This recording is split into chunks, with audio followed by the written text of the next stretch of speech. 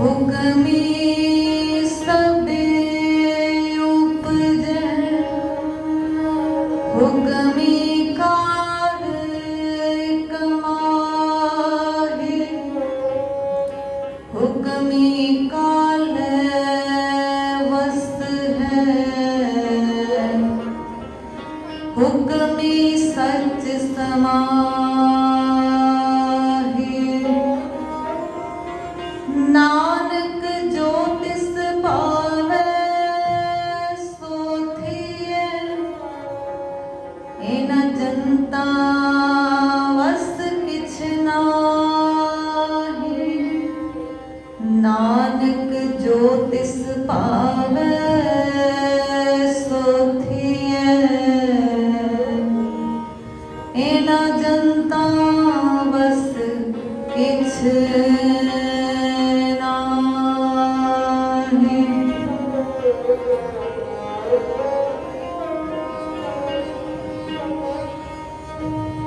सो सेवक सेवा करे, सो सेवक सेवा करे।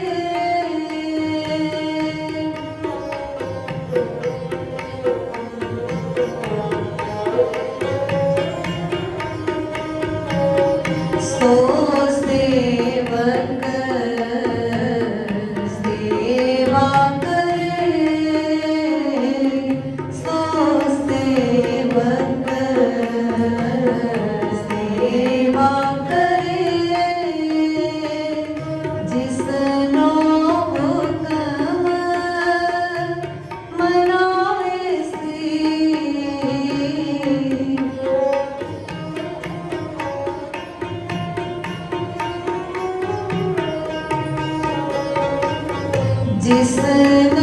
हुक्म मनाए सी, जिसनो हुक्म मनाए सी। सो सेवक सेवा करे, सो सेवक सेवा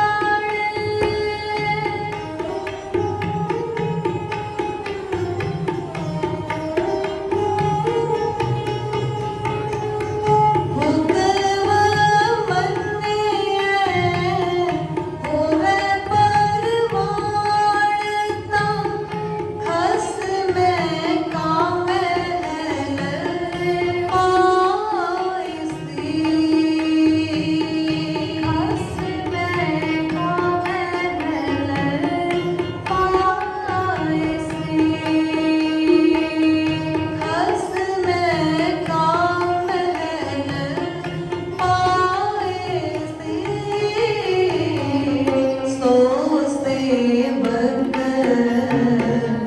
सेवा करे सो सेवक सेवा करे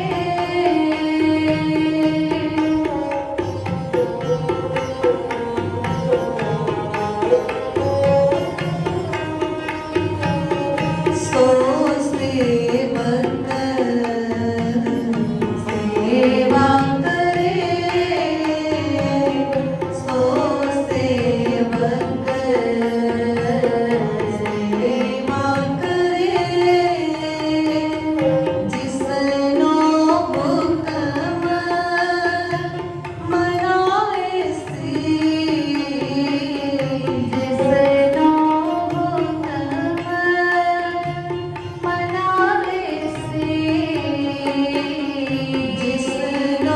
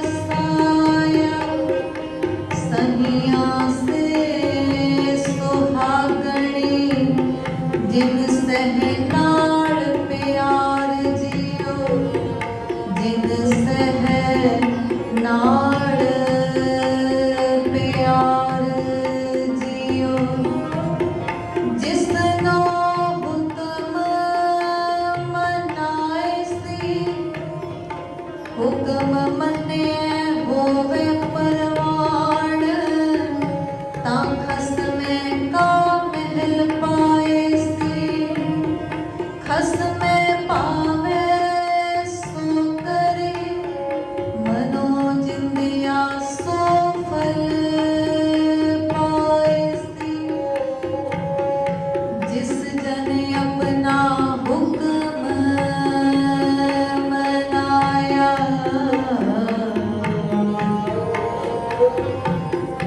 जिस जन अपना हुक्म मनाया, सर्व थोक नानक तिन पाया। सर्व थोक नानक तिन पाया। सो सेवक सेवा करे, सो सेवक सेवा करे। जिसनो हुक्म मनाइसी, जिसनो हुक्म मनाइसी। जिसनो हुक्म मनाइसी, सो सेवक सेवा करे, सो सेवक सेवा करे। सो सेवक सेवा करे,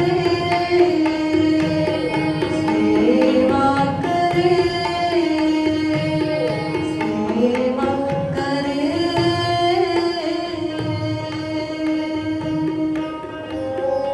निरंकारी सतगुरु जगत गुरु बाबा साहिब श्री गुरु नानक देव जी महाराज वार आसा के दौरान दर्ज आई 15वीं पौड़ी बारे इस उपदेश द्वारा समूह संगतां नूं समझा रहे हैं कि साहिब होए दयाल किरपा करे तां साई कार कराए सी। साहिब जदों दयाल होवे, मालिक स्वामी जदों दयाल मेहरबान होवे, किरपा करे तां उस सेवक पासों ओही कार कराउंदा है जो शुभ है। साई कार ओही कार जो मालिक नूं पाउंदी है, जो मालिक नूं परवान है, जो साहिब दे दर कबूल है। जदों आप दयाल मेहरबान होवे ना, जदों आप किरपा करे, किरपा धारे, तां ओहो जी कार उस सेवक पासों, सिख पासों करवाउंदा है। सो सेवक सेवा करे जिसनो हुक्म मनाए से। ओ सेवक ही सेवा करता है जिन्हों मालिक ने अपना हुक्म मना लिया है। हुक्म मन लेना मालिक दा, हुक्म अनुसार जीवन जी लेना, हुक्म अनुसार कोई काम कर लेना। बेशक सेवक के सुभाव विच गल्लां घट ही शामिल होंदियां ने, पर हुण उस सेवक की भी किड्डी मजबूरी होएगी कि जो मालिक कहता है उन्होंने वही कुछ करना पैंदा। सेवक भी चाहता है कि मन की मर्जी करा, सेवक भी चाहता है कि मैनू हुक्म मनना ना पए, सगों मैं भी अपना हुक्म चलावा, मैं हुक्म करा। पर हुण डाडे दे वस है, मालिक दे वस है, स्वामी दे वस है। तां मालिक स्वामी ओ साहिब मेरा जिस सेवक तो अपना हुक्म मना लैंदा है ना, क्योंकि मनाउंदा ते ओही है, जोर ते उसे दा ही है। ਤਾਂ ਫਿਰ ਉਹੀ ਸੇਵਕ ਮਾਲਕ ਦੀ ਖੁਸ਼ੀ ਅਨੁਸਾਰ ਸੇਵਾ ਵੀ ਕਰਦਾ ਹੈ।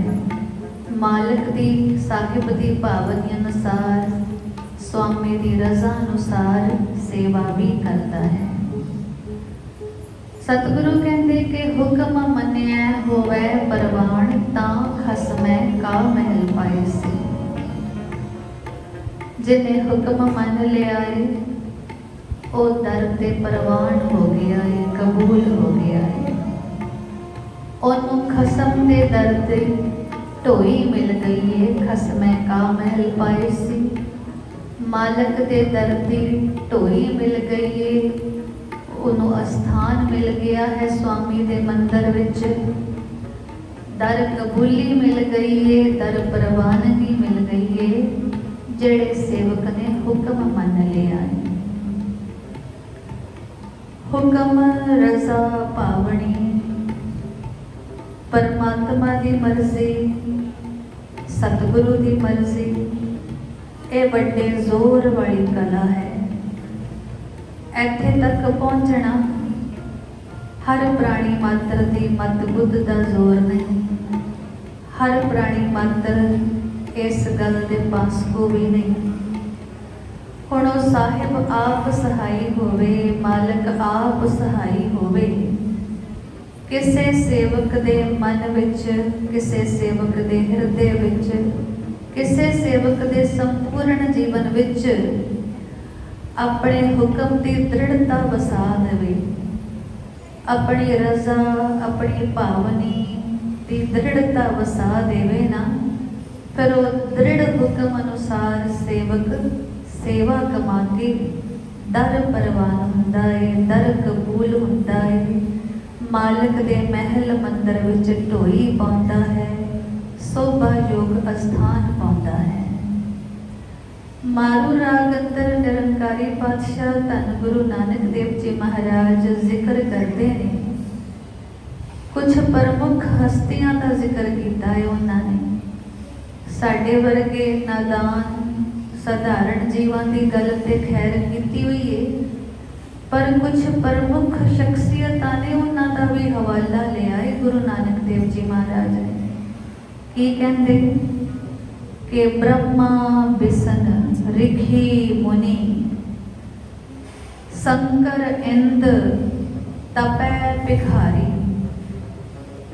ब्रह्मा विष्णु, कोई ऋखि, कोई मुनीश्वर मुनि, शंकर महादेव इंद्रादिक, कोई तपीसर तपिया तपै आख्या ते गल करो किसी भिखारी दी। ये तकरीबन 8 शख्सियतां बयानियां ने गुरु नानक देव जी महाराज ने मारू राग दे एक श्लोक अंदर कि ब्रह्मा बिसन ऋखि मुनि शंकर इंद तपै भिखारी। असली गल ते हुण अगे आउंदे ने की समझाउंदे ने कि मानै हुक्म सोहे दर सच है, जे इन्हां ने हुक्म मन्निया तां ही दर ते सौंदे ने। जे कदे किधरे इन्हां ने हुक्म अदूली कीती, जे कदे किते इन्हां ने हुक्म तो इनकारी होण दा जोर दिखाया, जे कदे किसी कारणवश हो के इन्हां ने हुक्म तो मुनकर होना कीता, तां सतगुरु कहते फिर इन्हां दी भी कोई शोभा नहीं सी बननी। माने हुक्म सोहै दर साचे, आकी मरै अफारी। जेड़े हुक्म तो आकी होए वो ते फिर आफर के ही मरदे ने। जिन्हां नूं असीं देवगण कहते हैं, श्रेष्ठ देवतियां विचों भी उत्तम मनते हैं, ब्रह्मा विष्णु महेश। धन गुरु नानक देव जी महाराज ने उन्हां बारे भी यही समझाया कि जे हुक्म विच चले ने ना तां ही शोभा दे लायक होए ने, हुक्म विच रहे ने तां ही निराली शोभा दे लायक होए ने। जे कदे कदाई किधरे किसी ने आकी होना वरताया तां फिर आफर के ही मरिया है। ये गुरु नानक देव जी महाराज का फैसला कि हुक्म मनिया होवे परवान ता खसमै का महल पाए सी। खसमै भावै सो करे मनो जिंदया सो फड़ पाए सी। गुरु पातशाह कहते जो खसम नूं पाउंदा है स्वामी नूं पाउंदा है, जे सेवक ओही कुछ करे कमाए ना तां सेवक नूं मनो जिंदे फल प्राप्त होंदे ने।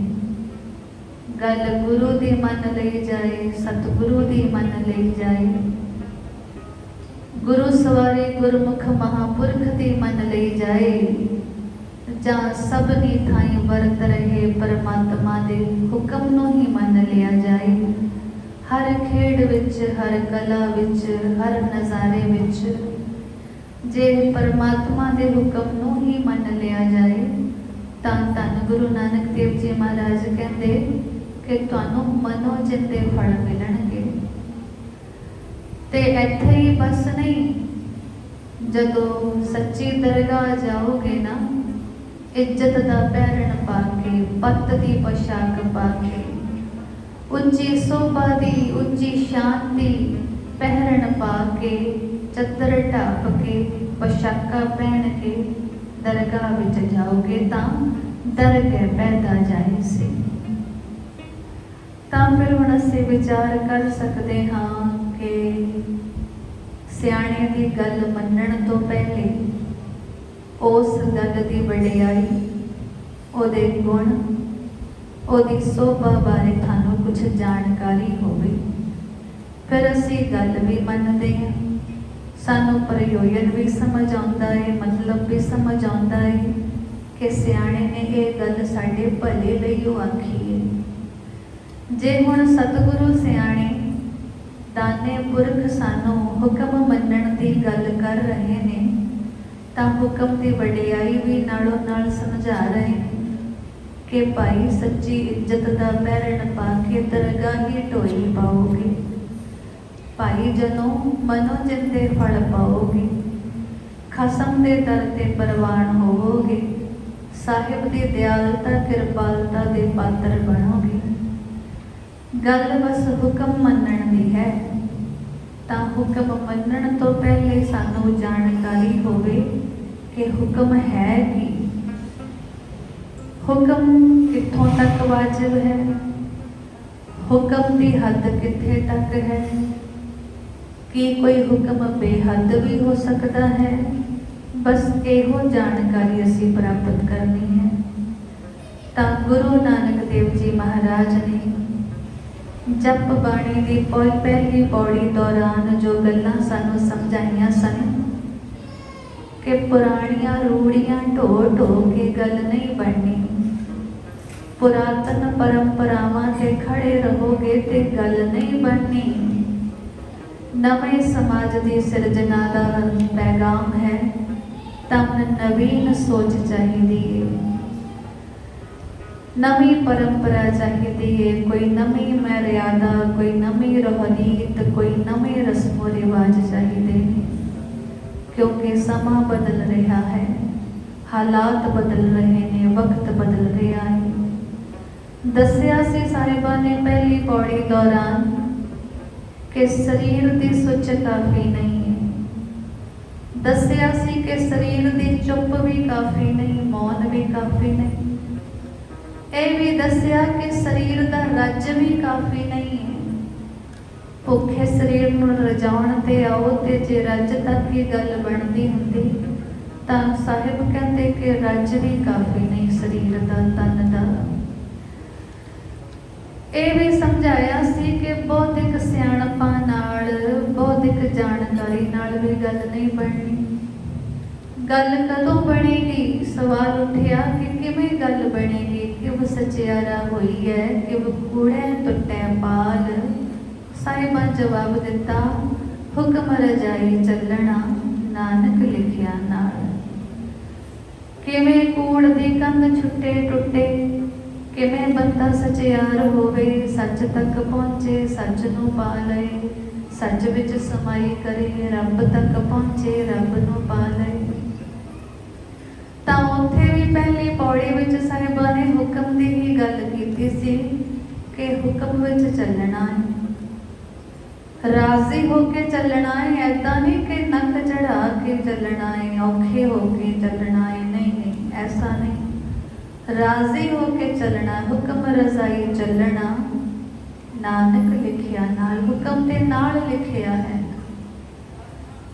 ਵੱਡੀ ਗੱਲ कि हुक्म तो बिना ते साडी होंद भी लाजिम नहीं है, साडा होना भी लाजिम नहीं।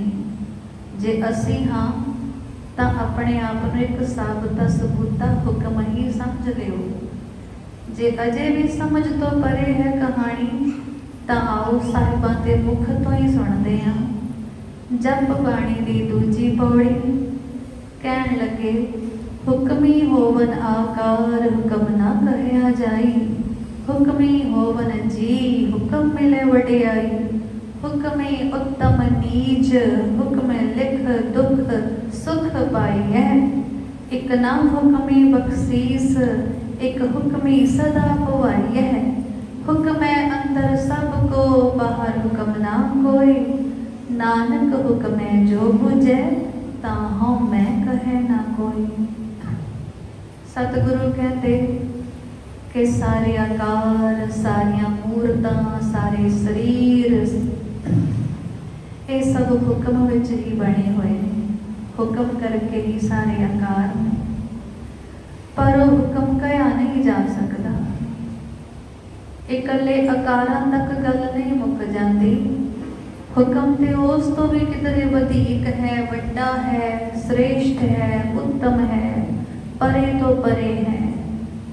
हुक्म बारे अगाध बोध का शब्द भी वरत सकते हैं, हुक्म बारे गहन गंभीरता भी शब्द वरत सकते हैं। सतगुरु कहते ये हुक्म कहा नहीं जा सकता।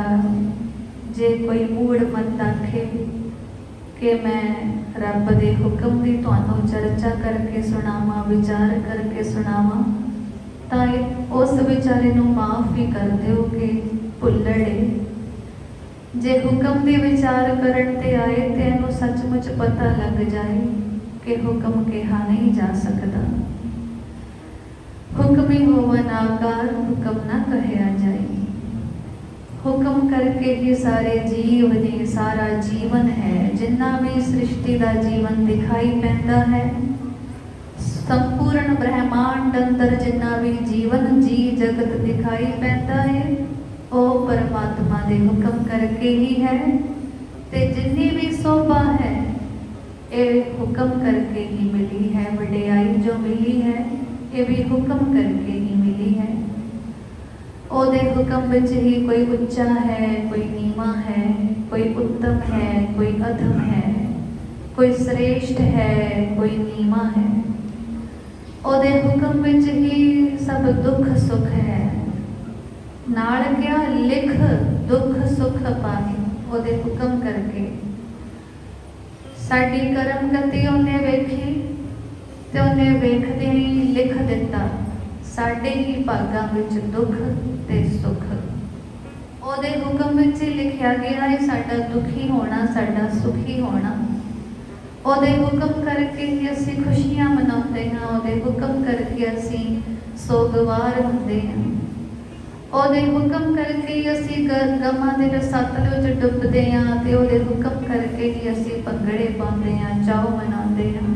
सब ओदा हुक्म ही एक ना हुक्मी बख्शीस एक हुक्मी सदा भवाई है। जानते हो कि एक हुक्म करके ही बख्शिश के पात्र बने ने, मेहरबानियां दे पात्र बने ने, हुक्म करके ही दयालता कृपालता बख्शंदगी दे पात्र बने ने। वो हुक्म ही है जिदे करके कोई बख्शिया गया है, कोई कबूलिया गया है, किसी के स्वामी की खुशी वरत गई है। ते फिर हुक्म ही है ओदा कि कोई भटकदा फिरदा, कोई दर दर दियां ठोकरां खांदा फिरदा, कोई ठेडियां दी मार झल रहा। ये हुक्म ही एक ना हुक्मी बख्शीस एक हुक्मी सदा पवाई है।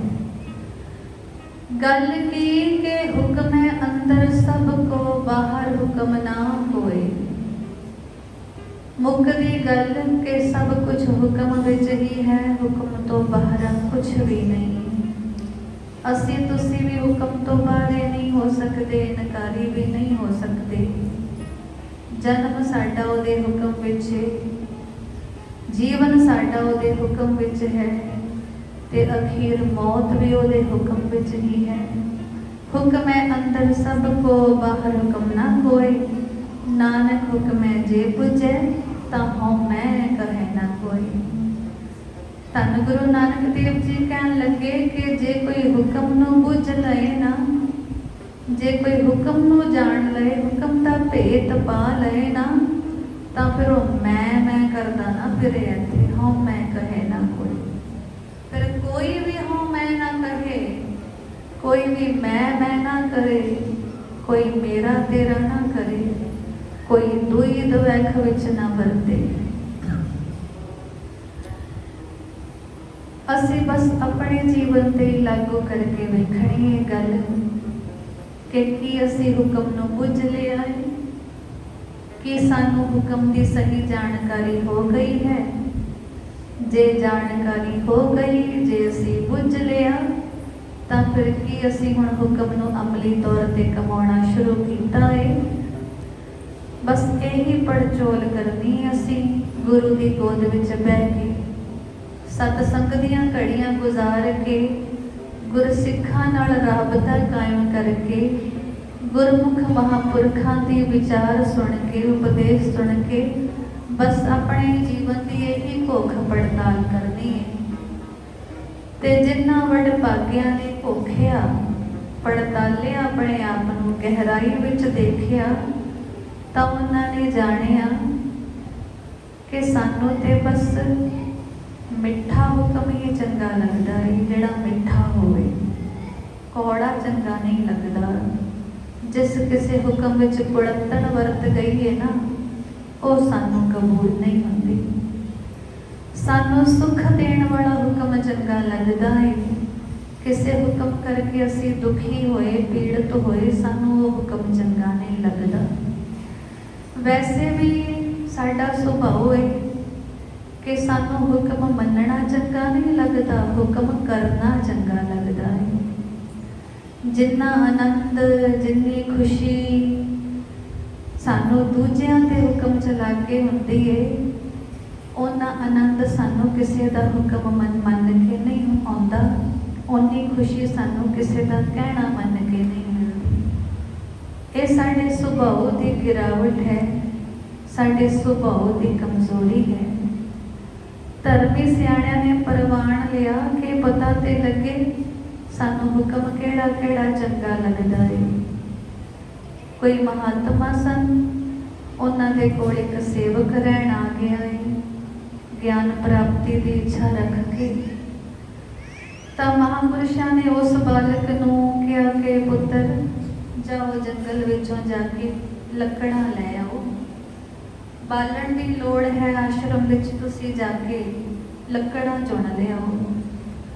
ਉਹ ਸੇਵਕ ਕੁਛ ਜ਼ਿਆਦਾ ਹੀ ਸਿਆਣਾ ਸੀ, ਕਹਿਣ ਲੱਗਾ ਮਹਾਂਪੁਰਸ਼ੋ, ਮੈਨੂੰ ਇੰਨਾ ਦੂਰ ਭੇਜ ਰਹੇ ਹੋ, ਮੈਂ ਤੁਹਾਡਾ ਵਿਛੋੜਾ ਕਿਵੇਂ ਜਰਾਂਗਾ।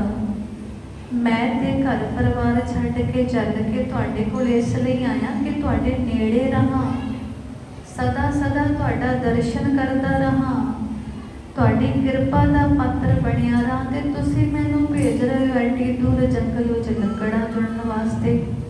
ਨਹੀਂ ਮਹਾਂਪੁਰਸ਼ੋ, ਇੱਕ ਪਲ ਦਾ ਵਿਛੋੜਾ ਵੀ ਮੈਨੂੰ ਮਾਰ ਸੁੱਟੇਗਾ। ਜੇ ਇੱਕ ਪਲ ਲਈ ਵੀ ਤੁਹਾਡਾ ਦਰਸ਼ਨ ਮੇਰੀਆਂ ਅੱਖਾਂ ਉੱਲੇ ਹੋਇਆ, ਬਸ ਮੇਰਾ ਤੇ ਮਰਨ ਹੋ ਜਾਏਗਾ।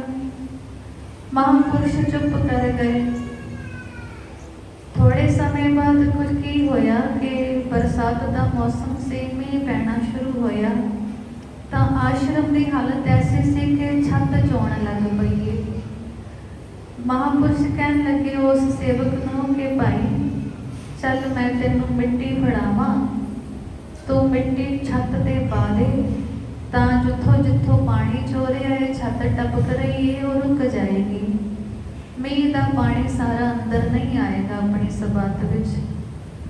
ਤਾਂ ਉਹ ਸੇਵਕ ਕਹਿਣ ਲੱਗਾ ਮਹਾਂਪੁਰਖੋ, ਐਡਾ ਅਨਰਥ, ਤੁਸੀਂ ਆਪਣੇ ਸਾਹਮਣੇ ਮੈਨੂੰ ਛੱਤ ਤੇ ਚੜਾਉਣ ਲੱਗੇ ਹੋ, ਮੈਨੂੰ ਆਪਣੇ ਆਪ ਤੋਂ ਉੱਚਾ ਖੜਾ ਕਰਨ ਲੱਗੇ ਹੋ।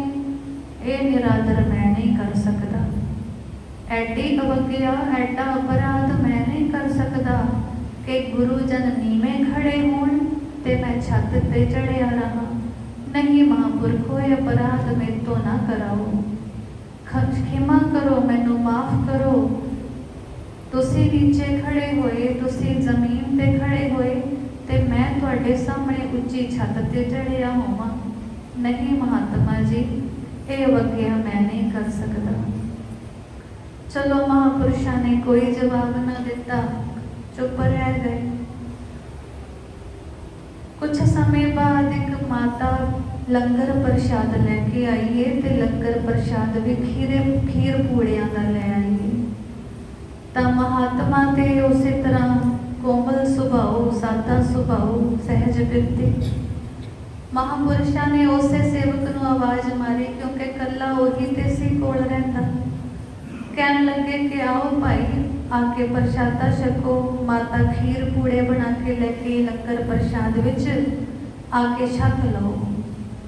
तो हुण उस सेवक बड़ा चाव करके बोलिया, बड़ा खुश होके बोलिया कि बाबा जी, पहले दो हुक्म ते तुहाडे मन नहीं सकिया, पर हुण तीजा नहीं मोड़ना। पहले दो हुक्म ते इसलिए नहीं मन्ने क्योंकि वो मनने लायक नहीं सी। तुसी मैनू अपने तो दूर कर रहे सी, तुसी मैनू अपने तो उच्चा खड़ा कर रहे सी। और दोवें हुक्म मेरे मनने लायक नहीं सी, मैं नहीं मन्ने। पर हुण जे तीजा हुक्म मैं ना मन्निया तां फिर मैं अपराधी होवांगा।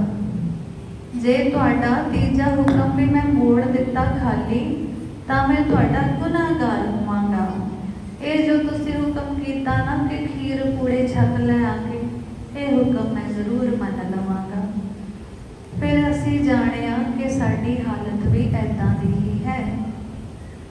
जेड़ा हुक्म ते सानू पाया असी मन लिया, पर जेड़ा गुरु नू भावे ओ कदों मनना है, कितनी दूर जाके मनना है, कितना वक्त लगा के मनना है, कि कितना समा बेअर्थ गवा के मनना है, और गौर करनी हुण साडी जिम्मेवारी है। गल कीती सी ना कि असी हुक्म भी उही मनते हैं जिहड़ा सानू मिठा लगदा है, चंगा लगदा है, सुखदाई लगदा है।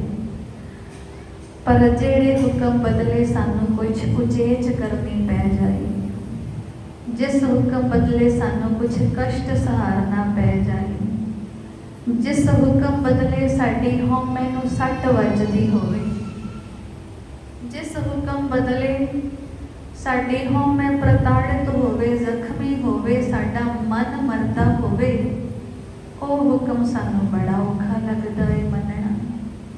असी खीर पूड़ियां वाला हुक्म मनण वाले हाँ। असी बरसात विच छत ते मिट्टी चुक के नहीं पा सके, असी लकड़ा नहीं ढो सके, क्योंकि वो गल्लां मनण विच ते साडी हौमे नूं सट वजदी सी, असी नीवें हुंदे सी। पर हुण जिथे सानू आदर ना लग्या, आओ जी प्रसाद छको, उत्थे साडी हौमे नूं पट्ठे पए, साडी मैं नूं वडियाई मिली ते असी ओ हुक्म मन के राजी हो गए। गुरु कलगीधर दशमेश पिता श्री आनंदपुर साहिब की नगरी विखे विचरण कर रहे ने, नाल कुछ सिंह भी ने, सिख भी नाल ने कुछ। तां जिहड़े रस्ते सच्चे पातशाह गुजर रहे सन, उस राह ते एक सेवक सिख अपने घर की कच्ची कंध लिप रहा सी गारे नाल। जदों साहिब लागों लंघण लगे तो वह सिख किते बेध्यानी विच खोएगा, काम करदा होएगा। वो बेचारा अपने घर की कच्ची कंध लिप रहा सी ते मिट्टी दे छिट्टे, चिक्कड़ दे छिट्टे, गारे दे छिट्टे गुरु कलगीधर दशमेश पिता के पोशाके ते गिर गए ने। साहिबा ने ते कुछ बहुता ना उचेच कीती इस गल वल, पर जेड़े सिंह नाल सन, जेड़े सिख नाल सन, वो बड़ा कौड़ा कौड़ा झाकण लगे ने। वो बड़े औखे होए ने कि सच्चे पातशाह का नवा पोशाका खराब कर दिता। गुरु पातशाह की इतनी सुंदर पवित्र पोशाक खराब कर दी। इन्हें वेख्या भालिया ने कि साहिब कोलों गुजर रहे ने, गारे नाल कंध लिप रहा है, गारे दे छिट्टे साहिबां दे पोशाके ते पै गए ने ना। तां उन्हां नाल दे सिंघां सेवकां सिखां दी नाराज़गी नूं गुरु कलगीधर दशमेश पिता भली भांत पछाण गए। साहिबां ने उन्हां सेवक सिखां दी नाराज़गी दा उपाव कीता। कहण लगे कि इस सिंह दे एक चपेड़ ला के आओ, क्योंकि गारे दे छिट्टे जो पए ने पोशाके ते सतगुरां ने सांझा जा बोल बोलिया कि इस सिख दे एक चपेड़ ला के आओ। पर जिन्ने भी सिख नाल सन गुरु पातशाह दे सारे गए, वट वट के चपेड़ मारिया है। जेड़ा सिख बेचारा कंध लिप रहा सी, एनिया चपेड़ा खा खा के उहदा ते बुरा हाल हो गया। उस बेचारे नूं समझ ना पए कि मेरे तो आखिर भुल किड्डी कु होई है, क्योंकि वो ते बेध्याना सी, उन्होंने ते पता भी नहीं सी कि गुरु दशमेश पिता लागों लंघ रहे हैं। धन धन गुरु गोबिंद सिंह जी महाराज ने यह सारा कुछ अखीं वेखिया। जदों सारे सिंह नाल दे चपेड़ा मार मार वापस मुड़े आए वेले होके, तां गुरु दशमेश पिता कहन लगे कि भाई असीं ते एक चपेड़ मारन की गल कीती सी। तां हुण सारे सिंघां ने अपना फर्ज पछाणदियां जवाब दिता कि सच्चे पातशाह तुसीं हुक्म कीता, तुहाडा हुक्म सांझा ही सुनिया है असीं, फिर तुहाडा हुक्म कमाउणा भी ते असीं सांझा ही सी, क्योंकि तुसीं जो हुक्म कीता असीं सब ने सुन लिया। पर हुण ज्यों-ज्यों सुनिया, ऐसा तो हो नहीं सकता कि कोई गुरु का हुक्म सुने तो उन्होंने मन्ने ना ते अमल विच ना लियावे। सतगुरु जी तुसीं क्या कि इस बंदे ने एक चपेड़ ला के आओ, तां असीं सारिआं ने सुन लई ये गल ते अपने वल्लों गुरु का हुक्म मन के असीं सारे बनदी बनदी एक चपेड़ लाया।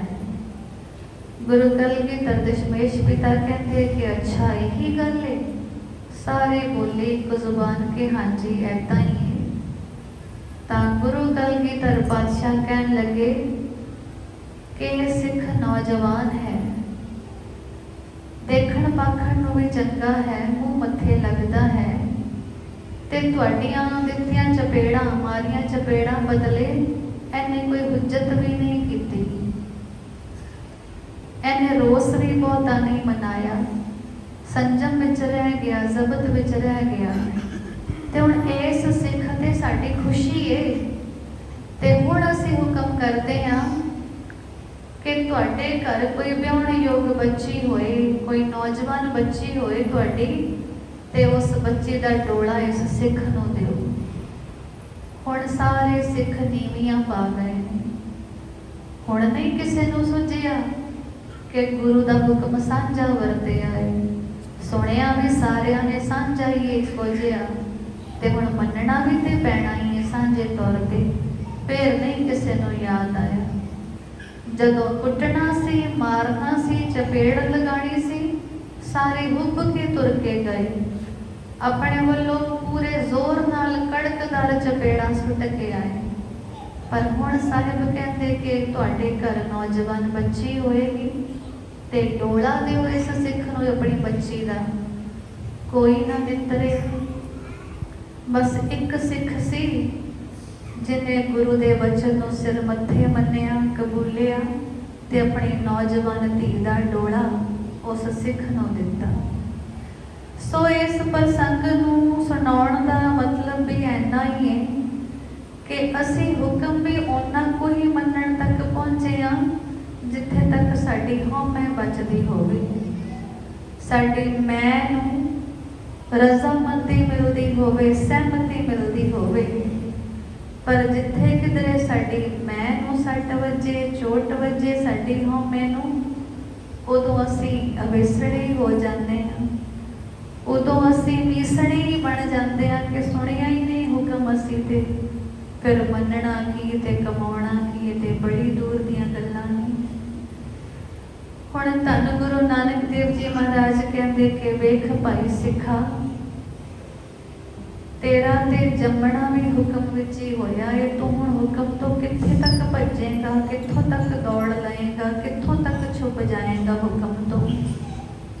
ਗੱਲ ਤੇ ਵਾਕਿਆ ਹੀ ਸਹੀ ਹੈ। ਜੇ ਅਸੀਂ ਆਪਣੀ ਜ਼ਿੰਦਗੀ ਵੇਖਦੇ ਹਾਂ ਨਾ, ਜਨਮ ਤੋਂ ਬਾਅਦ ਸਾਡਾ ਬਚਪਨ ਗੁਜ਼ਰਿਆ ਸੀ, ਫਿਰ ਸਾਡੀ ਜਵਾਨੀ ਗੁਜ਼ਰੀ, ਫਿਰ ਅੱਧਖੜ ਉਮਰ ਆਈ, ਫਿਰ ਬਜ਼ੁਰਗੀ ਆਈ ਤੇ ਫਿਰ ਮੌਤ ਵੀ ਆ ਗਈ। ਹੁਣ ਜੇ ਕਿਤੇ ਅਸੀਂ ਹੁਕਮ ਨਾ ਮੰਨਦੇ ਹੁੰਦੇ, ਜੇ ਅਸੀਂ ਕਿਤੇ ਹੁਕਮ ਦੇ ਵਿੱਚ ਨਾ ਹੁੰਦੇ, ਤਾਂ ਅਸੀਂ ਤੇ ਆਪਣੇ ਬਚਪਨ ਤੇ ਵੀ ਅੜ ਸਕਦੇ ਸੀ ਕਿ ਅਸੀਂ ਤੇ ਬੱਚੇ ਹੀ ਰਹਿਣਾ ਹੈ, ਜਵਾਨ ਨਹੀਂ ਹੋਣਾ। ਪਰ ਨਹੀਂ, ਬੱਚੇ ਤੋਂ ਬਾਅਦ ਅਸੀਂ ਜਵਾਨ ਵੀ ਹੋਏ ਹਾਂ।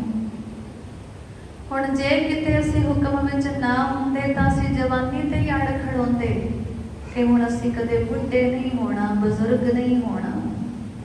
ਅਸੀਂ ਕਦੇ ਉਮਰ ਦੇ ਤੀਜੇ ਪੜਾਓ, ਚੌਥੇ ਪੜਾਓ ਨਹੀਂ ਜਾਣਾ। ਅੜ ਜਾਂਦੇ ਅਸੀਂ ਜੇ ਕਿਤੇ ਅਸੀਂ ਹੁਕਮ ਵਿੱਚ ਨਾ ਹੁੰਦੇ।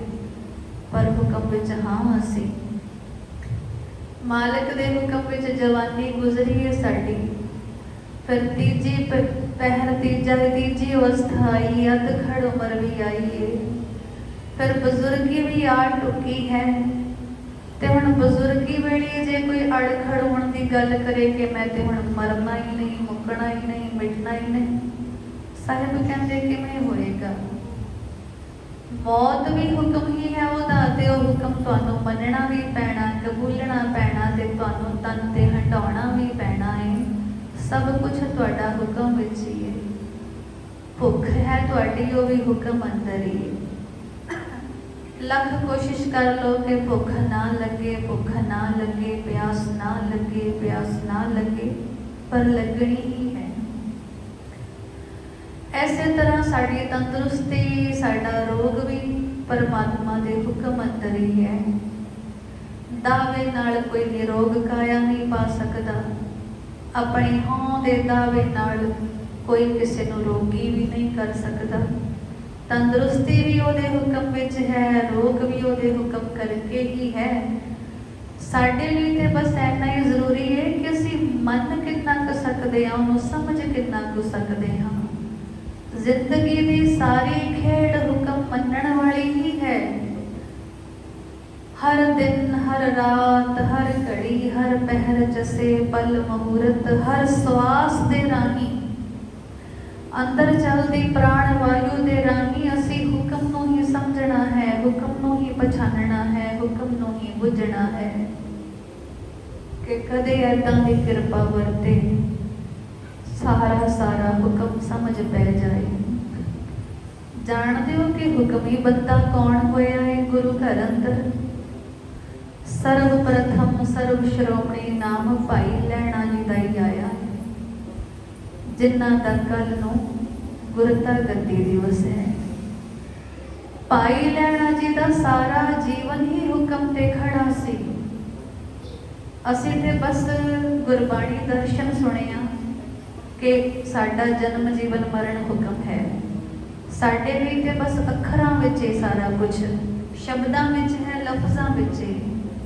ਪਰ ਕਦੇ ਭਾਈ ਲਹਿਣਾ ਜੀ ਨੂੰ ਦੇਖਿਆ ਕਿ ਕਿਵੇਂ ਉਹਨਾਂ ਨੇ ਹੁਕਮ ਦੇ ਗੁੱਝੇ ਭੇਦ ਜਾਣੇ, ਬੁੱਝੇ, ਕਿੱਥੇ ਕਿਤਨੀ ਹੱਦ ਤੱਕ ਉਹ ਹੁਕਮ ਕਮਾਉਣ ਤੱਕ ਪਹੁੰਚ ਗਏ। ਕਦੇ ਅਸੀਂ ਸੁਣਿਆ ਕਿ ਚੱਕੜ ਨਾਲ ਭਰੀ ਪੱਠਿਆਂ ਦੀ ਪੰਡ ਚੁੱਕੀ ਉਹਨਾਂ ਨੇ, ਗਾਰੇ ਨਾਲ ਭਰੀ ਘਾਹ ਦੀ ਪੰਡ। ਕਦੇ ਸੁਣਿਆ ਚੱਕੜ ਵਿੱਚ ਡਿੱਗਿਆ ਲੋਟਾ ਚੁੱਕ ਲਿਆਂਦਾ। ਕਦੇ ਸੁਣਿਆ ਕਿ ਮਰੀ ਹੋਈ ਚੂਹੀ ਵੀ ਸਬੱਤ ਵਿੱਚੋਂ ਕੱਢੀ। ਕਦੇ ਸੁਣਿਆ ਕਿ ਦਰਖਤ ਤੋਂ ਮਠਿਆਈ ਵੀ ਝਾੜ ਦਿੱਤੀ ਉਹਨਾਂ ਨੇ। ਤੇ ਫਿਰ ਕਦੇ ਕਿਤੇ ਜਾ ਕੇ ਅਸੀਂ ਇੱਥੇ ਤੱਕ ਵੀ ਸੁਣ ਲਿਆ ਕਿ ਉਹ ਤੇ ਮੁਰਦਾ ਖਾਣ ਤੱਕ ਵੀ ਪਹੁੰਚ ਗਏ। ਇਹ ਗੁਰੂ ਨਾਨਕ ਦੇਵ ਜੀ ਮਹਾਰਾਜ ਜਾਣਦੇ ਸਨ ਕਿ ਜਦੋਂ ਗੁਰੂ ਦਾ ਹੁਕਮ ਪੈਂਦਾ ਹੈ ਨਾ, ਤਾਂ ਕੋਈ ਮਰਜੀਵੜਾ ਹੀ ਪਾਰ ਉਤਰਦਾ ਹੈ, ਕੋਈ ਮਰਜੀਵੜਾ ਹੀ ਨਿਤਰਦਾ ਹੈ। ਬੜੇ ਸਨ ਉਸ ਵਕਤ ਕਰਤਾਰਪੁਰ ਸਾਹਿਬ ਵਿਖੇ ਜਿਹੜੇ ਸੋਨੇ ਦੀਆਂ ਮੋਹਰਾਂ ਦੀ ਚਮਕ ਵੇਖ ਕੇ ਭਰਮ ਗਏ, ਮੋਹਰਾਂ ਇਕੱਠੀਆਂ ਕੀਤੀਆਂ ਤੇ ਵਾਪਸ ਮੁੜ ਗਏ। ਕਈ ਐਸੇ ਵੀ ਸਨ ਜਿਨ੍ਹਾਂ ਦੇ ਕੁੱਤਕਿਆਂ ਦੀ ਮਾਰ ਪਈ, ਸਤਿਗੁਰਾਂ ਨੇ ਡੰਡੇ ਮਾਰੇ ਤੇ ਉਹ ਮਾਰ ਨਾ ਸਹਾਰਦੇ ਹੋਏ ਦੌੜ ਗਏ ਕਿ ਕਿਹੜਾ ਆਪਣੀ ਹੇਠੀ ਕਰਾਏ, ਕੌਣ ਡੰਡੇ ਖਾਏ, ਕੌਣ ਗੁੱਟ ਖਾਏ ਗੁਰੂ ਕੋਲੋਂ। ਪਰ ਕੋਈ ਜਨ ਅਜੇ ਵੀ ਹੈ ਜਿਹੜਾ ਨਾਲ ਹੈ, ਤੁਰਿਆ ਜਾ ਰਿਹਾ, ਜਿਹਨੇ ਗੁਰੂ ਦਾ ਪੱਲਾ ਨਹੀਂ ਛੱਡਿਆ, ਗੁਰੂ ਦਾ ਲੜ ਨਹੀਂ ਛੱਡਿਆ, ਗੁਰੂ ਦੇ ਸਾਥ ਚੱਲ ਰਿਹਾ ਹੈ। ਤੇ ਗੁਰੂ ਕਹਿ ਰਹੇ ਨੇ ਕਿ ਭਾਈ ਲੈਣਿਆ, ਜੇ ਆਏ ਹੋ ਨਾ ਤਾਂ ਮੁਰਦਾ ਖਾਓ।